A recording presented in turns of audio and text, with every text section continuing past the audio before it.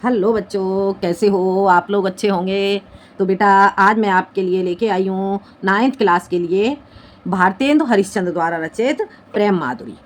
ठीक है, तो आज हम पढ़ेंगे भारतेंदु हरिश्चंद्र रचित प्रेम माधुरी। देखते हैं।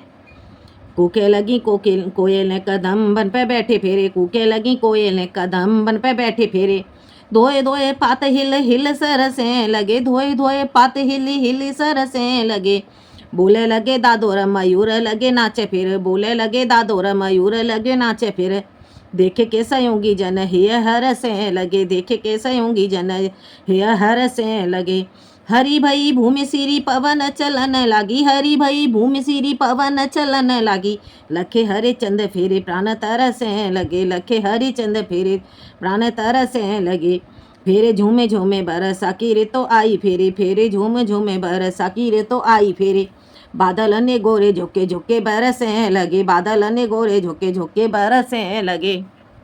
ठीक है, अब हम देखते हैं प्रेम माधुरी, इसका अर्थ देखते हैं। इसका संदर्भ बेटा क्या लिखोगे आप? इसका संदर्भ लिखोगे प्रस्तुत पद्यांश हमारी पाठ्य पुस्तक हिंदी के प्रेम माधुरी शीर्षक से उद्धृत है, जो भारतेंदु हरिश्चंद्र द्वारा रचित हरिश्चंद्र भारतेंदु ग्रंथावली से संकलित है। ठीक है, आ गया समझ में? और इसका प्रसंग क्या लिखेंगे? इसका प्रसंग लिखेंगे, प्रस्तुत पद्यांश में कवि ने वर्षा ऋतु के सौंदर्य और उसके आगमन का मनोहारी चित्रण किया है। ठीक है, यह प्रस्तुत पद्यांश में कवि के द्वारा वर्षा ऋतु के सौंदर्य और उसके आगमन पर मन को हर लेने वाला सुंदर चित्रण किया गया है। ठीक है, ये इसका प्रसंग हो जाएगा। अब इसका अर्थ देखते हैं बेटा। कूके लगी कोयल ने कदम बन पे बैठ फिर, क्या कह रहे हैं यहाँ पे हरिश्चंद्र जी?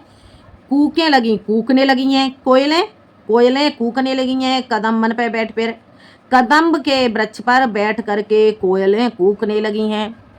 वर्षा की ऋतु आई और जैसे ही वर्षा की ऋतु आई, वर्षा की ऋतु के आगमन पर कोयलें कदम्ब के वृक्ष पर बैठ करके कूकने लगी हैं।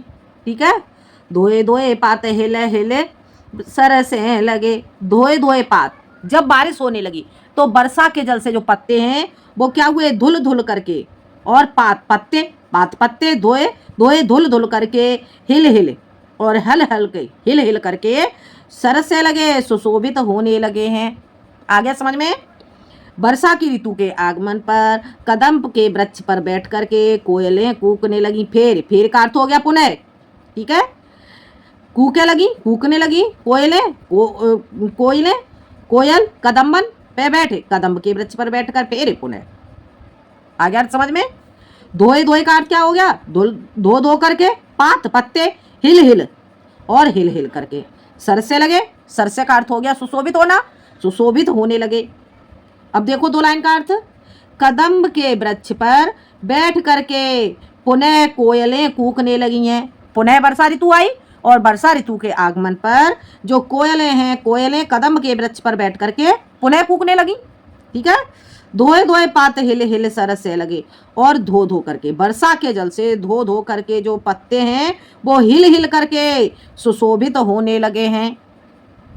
ठीक है, बोले लगे दादोर मयूर लगे नाचे फिरे, बोले लगे दादुर, दादुर किसे कहते हैं? मेढक के लिए। मेढक बोलने लगे, मयूर लगे नाचे फिरे, फेर का अर्थ पुनः, पुनः जो दादुर यानी कि जो मेढक हैं वो बोलने लगे हैं और मोर नाचने लगे हैं। हो गया क्लियर? पुनः मेढक बोलने लगे हैं और मोर नाचने लगे हैं। देखे के संयोगी जन हे हर से लगे, देख के संयोगी जन, संयोगी जन यानी कि प्रेमी प्रेम का जो साथ रहने, संयोगी जन, संयोग का अर्थ हो गया जो साथ रहने वाले, संयोग। ठीक है, तो जो देख करके, किसे देख करके? वर्षा ऋतु को, वर्षा ऋतु को देख करके जो संयोगी जन हैं उनके यानी कि उनके हृदय हर्ष लगे, प्रसन्नता से प्रफुल्लित हो उठे हैं। आ गया समझ में? वर्षा ऋतु को देख करके जो संयोगी जन हैं, जो साथ में रहने वाले प्रेमी जोड़े हैं, उनके हृदय में प्रसन्नता के साथ प्रफुल्लित होने लगे। हरि भई भूमि सिरी पवन चलन लागी, हरि भई भूमि, भूमि यानी कि पृथ्वी, पृथ्वी क्या हो गई है? हरी भरी हो गई है। वर्षा ऋतु आई, वर्षा के होने से क्या होता है, जो पृथ्वी है वो पृथ्वी कैसी हो गई, हरी भरी हो गई। सीरी पवन चलने लगी, और पवन यानी कि वायु कैसी, सीरी शीतल पवन चलने लगी, ठंडी पवन चलने लगी। ठीक है, वायु शीतल वायु चलने लगी है। लखे हरिश्चंद्र फेरे प्राण तरसने लगे। और हरिश्चंद्र जी कहते हैं कि इसको देख करके, ऐसे वातावरण को देख करके फिर प्राण तरसने लगे। और जो वियोगी जन, जो गोपियां हैं, गोपियों के श्री कृष्ण के प्रेम में, श्री कृष्ण के वियोग में जो प्राण हैं वो तरसने लगे, व्याकुल होने लगे।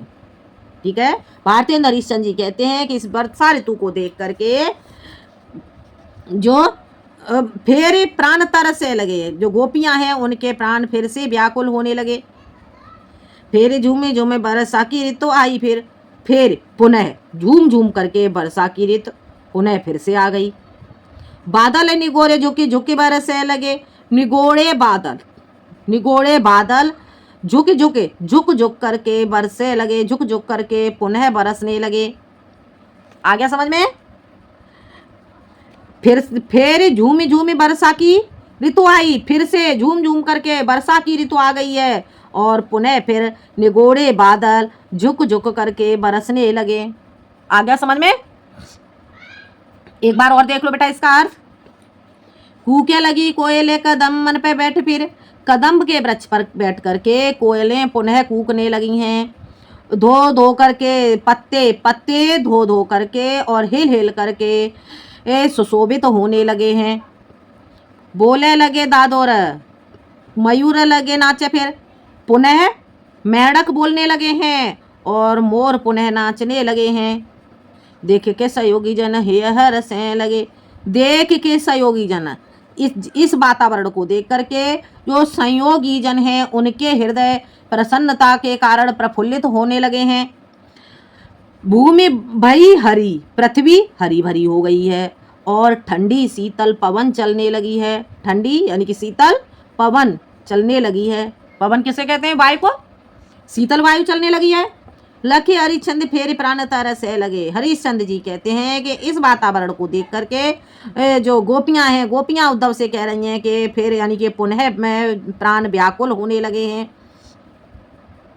फिर झूम झूमे वर्षा की ऋतु आई, फिर से झूम झूम करके वर्षा की ऋतु पुनः आ गई है।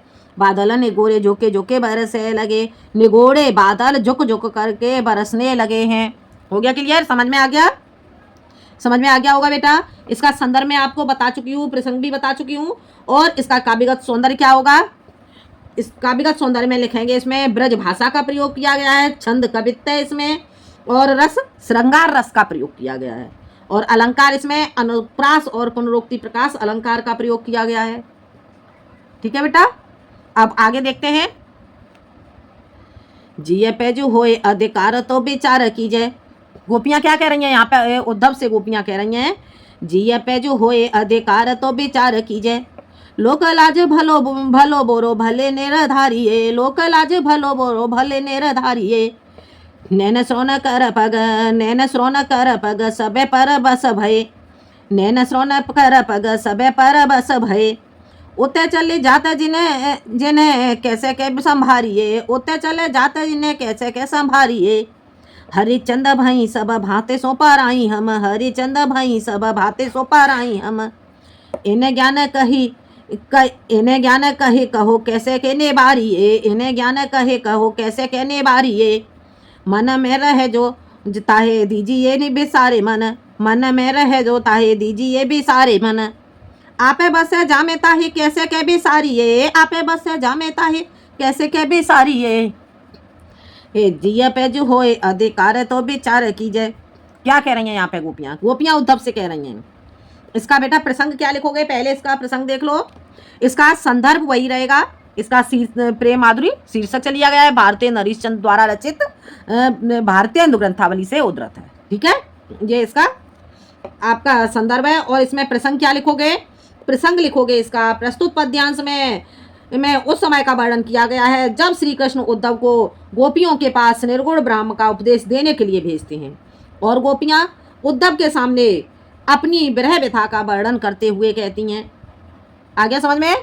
प्रस्तुत पद्यांश में उस समय का वर्णन किया गया है जब श्री कृष्ण उद्धव को गोपियों के पास निर्गुण ब्रह्म का उपदेश देने के लिए भेज देते हैं और गोपियां उद्धव के सामने अपनी विरह व्यथा का वर्णन करते हुए कहती हैं। क्या कहती हैं? जिये पे जो होए अधिकार तो विचार कीजिए। जिये यानी कि हृदय पे जो यदि हमारा हृदय पे अधिकार होता तो हम विचार करती। गोपियां उद्धव से कहती हैं कि हे उद्धव, यदि हमारा हृदय पर विचार होता तो हृदय पर हमारा अधिकार होता तो हम विचार करती। ठीक है? लोक लाज भलो बुरो भले निरधारिये। और यदि हमारा हृदय पर अधिकार होता तो हम विचार करती, हम सोचती। क्या सोचती? लोकलाज के बारे में सोचती, भले बुरे के बारे में सोचती और भले निर्धारिये, और जो अच्छा है, जो हमारे लिए हितकर होगा, ऐसा हम निर्धारण करती।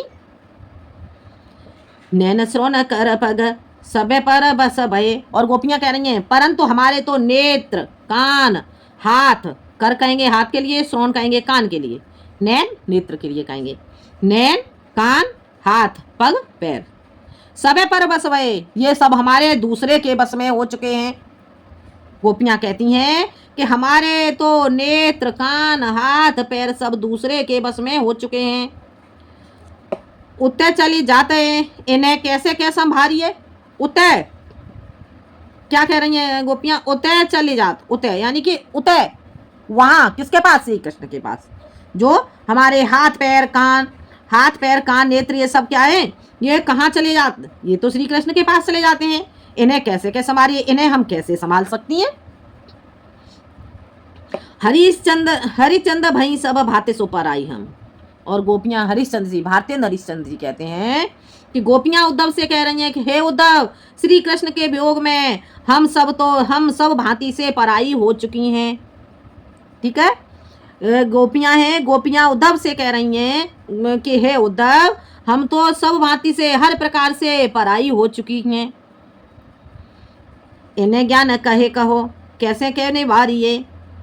इन्हें ज्ञान कहे, और तुम इन नेत्रों के सामने ज्ञान को कहने के लिए आए हो। तुम उन गोपियों के सामने ज्ञान को कहने के लिए आए हो।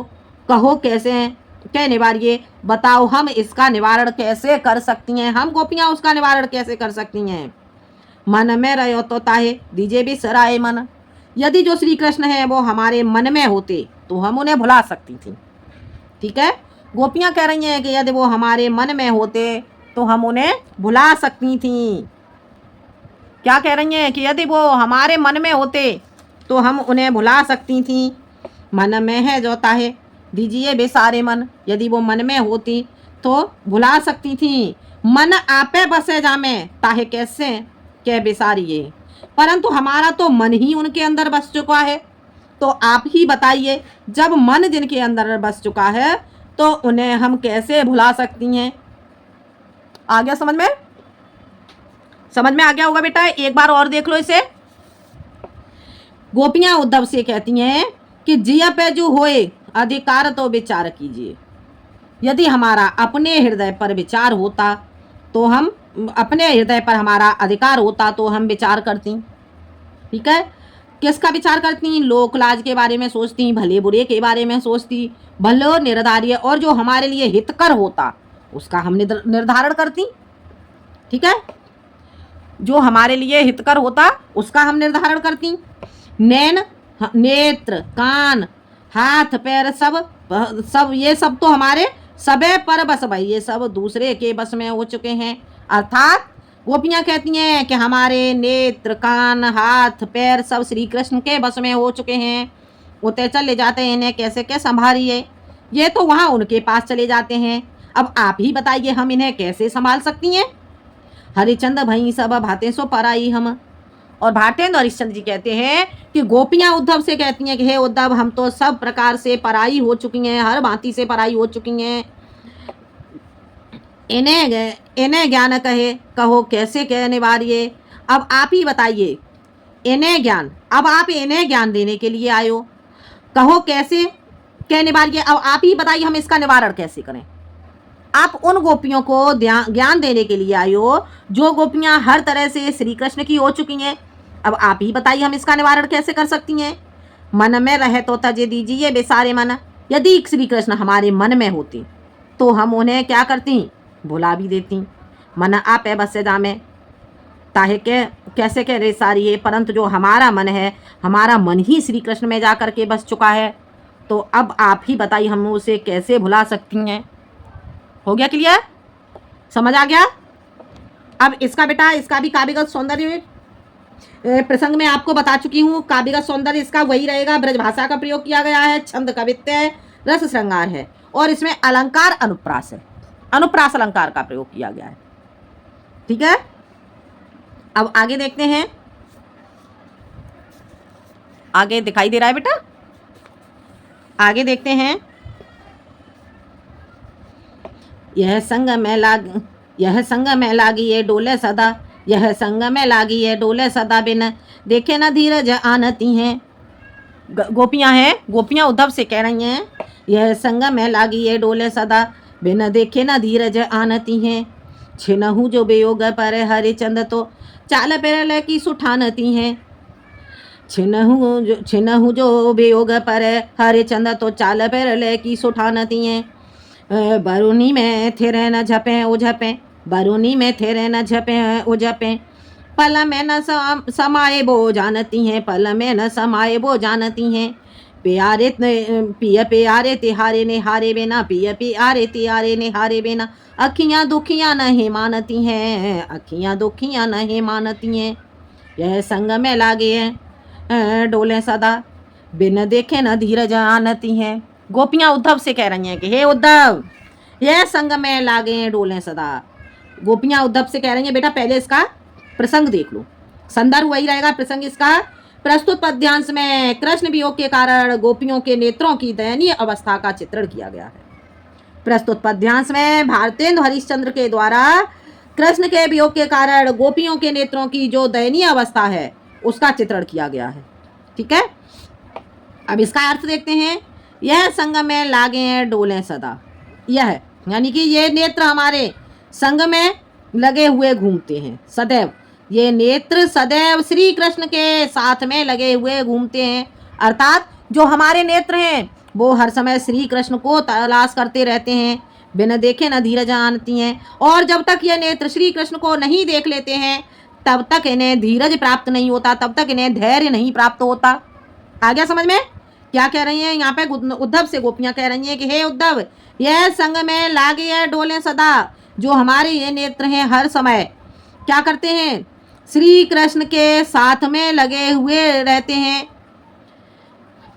बिना देखे न धीरज आनती हैं। और जब तक ये नेत्र श्री कृष्ण को नहीं देख लेते हैं, श्री कृष्ण के दर्शन नहीं कर लेते हैं, तब तक इन नेत्रों को धैर्य प्राप्त नहीं होता।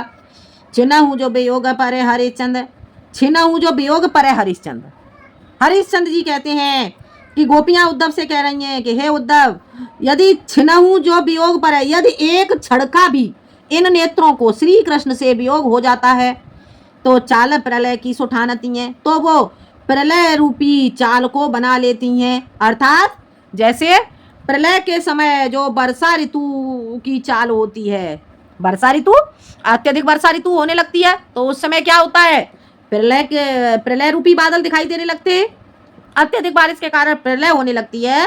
तो जैसे ही श्री कृष्ण का एक क्षण के लिए भी वियोग हो जाता है तो जो हमारे नेत्र हैं, हमारे नेत्रों से इतनी बारिश होने लगती है, इतनी अश्रुधारा बहने लगती है कि जैसे कि मानो ये प्रलय करने वाले हों।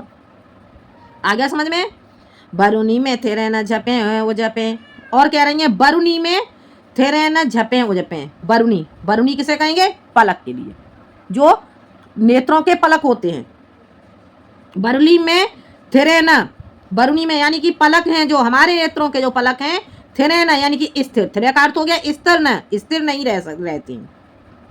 गोपियां उद्धव से कह रही हैं कि हे उद्धव, हमारे नेत्रों के जो पलक हैं वो स्थिर नहीं रहते हैं, न झपे हो झपे, न तो ये बंद होते हैं और न खुलते हैं।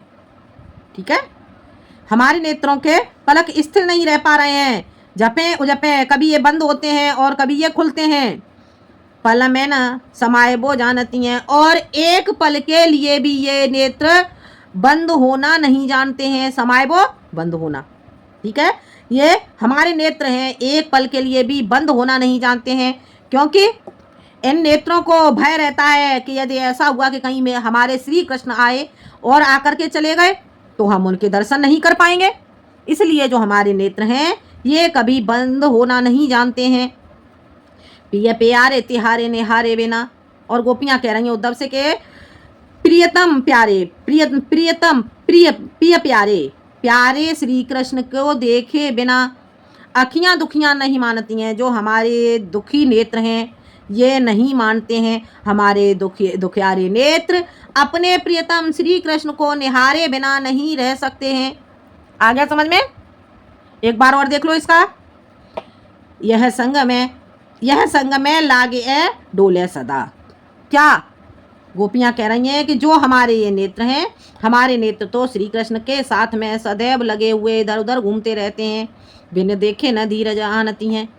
जो हमारे नेत्र हैं हर समय श्री कृष्ण को ही खोजते रहते हैं, और जब तक ये श्री कृष्ण को नहीं देख लेते तब तक ये धैर्य नहीं बांध सकते, इन्हें धैर्य प्राप्त नहीं होता है। चनहु जो वियोग पर हैं हरिश्चंद्र। और भारतीय हरिश्चंद्र जी कहते हैं कि गोपियां उद्धव से कह रही हैं कि हे उद्धव, एक क्षण का भी यदि इन नेत्रों को श्री कृष्ण से वियोग हो जाता है तो चाल प्रलय की सुठानती हैं। तो ये प्रलय रूपी बादलों के समान इन नेत्रों से वर्षा होने लगती है। जिस प्रकार से प्रलय के बादल वर्षा करते हैं उसी तरह से हमारे नेत्रों से भी अश्रुधारा बहने लगती है। बरूनी में थे रहना। और जो हमारे ये पलक है, पलक स्थिर नहीं रहते हैं, जपे हो जपे, कभी ये बंद होते हैं और कभी ये खुलते हैं। गोपियां कह रही हैं कि हमारे जो पलक हैं कभी स्थिर नहीं रहते हैं, ये कभी खुलते हैं और कभी बंद होते हैं। जपे बंद होना, उजपे खुलना, ठीक है। तो हमारे जो नेत्र हैं कभी खुलते हैं और कभी बंद होते हैं। पल में न समाये वो जानती हैं, और ये एक पल के लिए भी स्थिर नहीं रहते, यानी कि ये बंद नहीं रहते हैं, क्योंकि हमारे नेत्रों को भय रहता है कि कहीं ऐसा ना हो कि नेत्र बंद हो जाएं और जो श्री कृष्ण है, श्री कृष्ण आए और आकर के वो वापस चले जाएं और हम श्री कृष्ण का दर्शन नहीं कर पाएं। पिया प्यारे तिहारे निहारे बिना अखियां दुखियां नहीं मानती हैं। और गोपियां कह रही हैं उद्धव से कि हे उद्धव, जो हमारे जो दुखियारे नेत्र हैं ये अपने प्रियतम श्री कृष्ण के दर्शन किए बिना नहीं रह सकते। अर्थात हमारे जो नेत्र हैं ये हर समय श्री कृष्ण के दर्शनों के लिए, दुखियारे नेत्र हमारे श्री कृष्ण के दर्शनों के लिए लालायित रहते हैं। आ गया समझ में? बेटा समझ में आ गया होगा। इसका प्रसंग मैं आपको बता चुकी हूँ। इसका काव्यगत सौंदर्य भी वही रहेगा, ब्रज भाषा का प्रयोग है, छंद कवित्व और श्रृंगार रस का प्रयोग किया गया है। तो इतना बेटा आपको समझ में आ गया होगा। आज के लिए इतना ही। जो बाकी का जो चैप्टर है मैं अगले वीडियो में लेके आती हूँ। धन्यवाद।